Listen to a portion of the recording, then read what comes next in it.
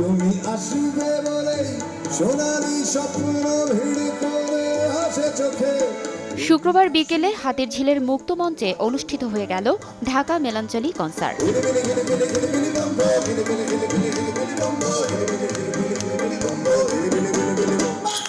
কনসার্টের মূল আকর্ষণ ভারতীয় শিল্পী নচিকেতা চক্রবর্তী, দুই বাংলাতেই যার জনপ্রিয়তা আকাশ ছোঁয়া। বিকেল 4টা থেকেই দর্শনার্থী ও আমন্ত্রিতদের জন্য খুলে দেয়া হয় অনুষ্ঠানের গেট। এরপর জাতীয় সঙ্গীত পরিবেশনার মধ্য দিয়ে শুরু হয় আয়োজন। এক্সপেকটেশন অবশ্যই নচিকেতা এবং অর্ণব ভাইয়ের কাছ থেকে বেশি। এটা আমার ফার্স্ট টাইম এখানে এমবি থিয়েটারে আসা, তো অবভিয়াসলি একটু এক্সাইটেড।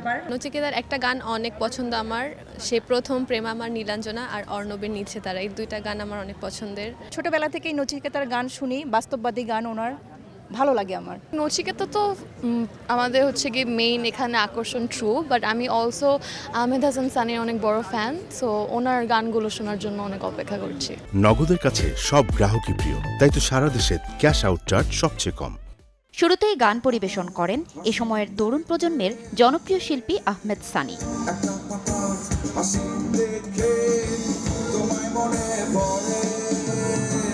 আমি এক্সপেক্ট করতেছিলাম যে বৃষ্টি হলে আরও মজা হইতো, কারণ বৃষ্টি হলে সবাই এরকম তো আমরা দেখি না যে কনসার্ট বৃষ্টিতে ভিজে রেইনকোট গায়ে দিয়ে দেখতেছি। So I was actually expecting বৃষ্টি হবে, বাট বৃষ্টি হয় নাই। কোনো আমার আলাদা করে কোনো আসলে ভয় লাগে নাই, মনে হয়েছে যে সুন্দরই হবে। মঞ্চ মাতাতে আসেন বাংলাদেশ থেকে প্রথমবারের মতো গ্র্যামি অ্যাওয়ার্ডের জন্য নমিনেশন পাওয়া সঙ্গীতশিল্পী আরমিন মুসা। আমার কাছে মনে হয় যে এই শহরের মধ্যে এত সুন্দর একটা পারফরমেন্স স্পেস আছে, আমাদের এখানে প্রতিদিন শো হওয়া উচিত, তাই না? এত সুন্দর একটা জায়গা, আর অ্যাম্বিয়েন্সটা খুব ভালো ছিল।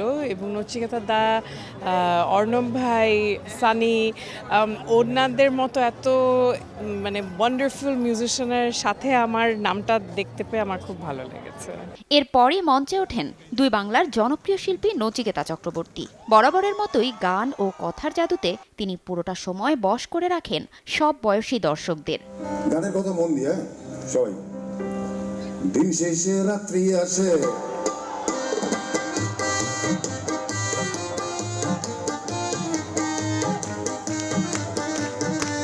এ সময় সবাইকে চমকে দিয়ে মঞ্চে ওঠেন হঠাৎ বৃষ্টি খ্যাত নায়ক ফেরদৌস আহমেদ। সোনালী প্রান্তরের মতো জনপ্রিয় গানে কণ্ঠ দিয়েছেন শিল্পী নচিকেতা এবং গানে ঠোঁট মিলিয়েছেন অভিনেতা ফেরদৌস। মঞ্চে দুই তারকার উপস্থিতি উপভোগ করেন দর্শক।